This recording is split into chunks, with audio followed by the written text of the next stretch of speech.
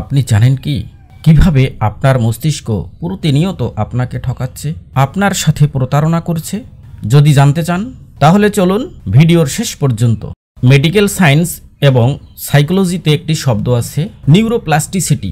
সাইকোলজিতে যাকে নতুন কিছু শেখার মাধ্যম হিসেবে বিবেচনা করা হয়। একজন মানুষ জন্ম থেকে মৃত্যু অবধি শিখতে পারে। যে কোনো বয়সেই মানুষের নতুন কিছু শেখার ক্ষমতা আছে, কিন্তু আমাদের মধ্যে একটি সমস্যা প্রবলতর, তা হচ্ছে আমরা শিখতে চাই না। কোনো মানুষই স্বইচ্ছায় বা সহজে কোনো কিছু শিখতে চায় না, কারণ আলসেমি। এই সমস্যাটি কি আপনার আমার? না, এই সমস্যা মূলত সমগ্র মানব মণ্ডলীর। কোনো মানুষই মূলত কাজ করতে চায় না। সবাইকে রিল্যাক্স থাকতে বা আলসেমির মধ্যে থাকতে ভালো লাগে। আপনার ব্রেইন বা আপনার মস্তিষ্ক আপনাকে সহজে কোনো কিছু করার জন্য অনুপ্রাণিত করে না। আপনি যখন মনে মনে কামনা করেন যে আমি সুখী হব, এটি শুধু আপনি মনেই কামনা করেন, এটি আপনার ইচ্ছা, কিন্তু ব্রেইন আপনার বিরুদ্ধে কথা বলে। ব্রেইন আপনাকে সুখী হতে দেয় না, কারণ মস্তিষ্কের কোনো কাজ করতেই ভালো লাগে না।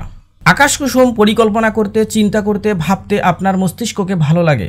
আপনার মস্তিষ্কের নির্দিষ্ট একটি এজেন্ডা আছে, তা হচ্ছে টিকে থাকা। আপনি যখন কোনো বিপদে পড়বেন অথবা এমন কোনো পরিস্থিতিতে পড়েছেন যেখানে আপনার টিকে থাকা কঠিন হয়ে গেছে, তখন আপনার মস্তিষ্ক কাজ করা শুরু করে দেয়। এর পূর্ব পর্যন্ত আপনার মস্তিষ্ক আপনাকে কোনো পদক্ষেপ নিতে সহযোগিতা করে না। কথা হচ্ছে যে তাহলে সফল মানুষেরা কিভাবে সফল হয়? এই সম্পূর্ণ বিষয় জানতে আপনি আমাদের সাথেই থাকুন। ধাপে ধাপে কর্মে কর্মে জানতে পারবেন। ধন্যবাদ।